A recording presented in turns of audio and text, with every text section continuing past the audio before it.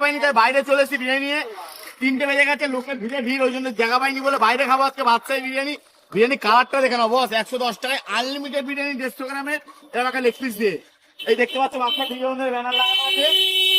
ও হো হো হো, বড় আলু সাইজটা দেখে না, ও কেউ দিতে পারবে না বাচ্চা ডিজন ছাড়া।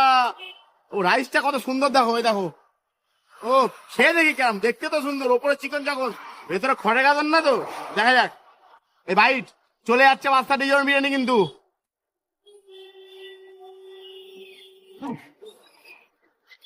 লস খাবে, লস খাবে। এই বিরিয়ানি 110 টাকা হয়? এই বিরিয়ানি 110 টাকা কি করে দিচ্ছে? এত ভালো বিরিয়ানি 110 টাকা কি করে সম্ভব? সত্যি আলুটা কত বড় হয়েছে দেখো, অনেক আলুটা দেখাও, আলু দেখো, দেখো।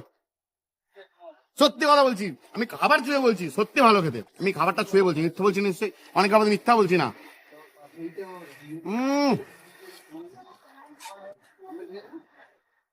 Heavy heavy heavy heavy.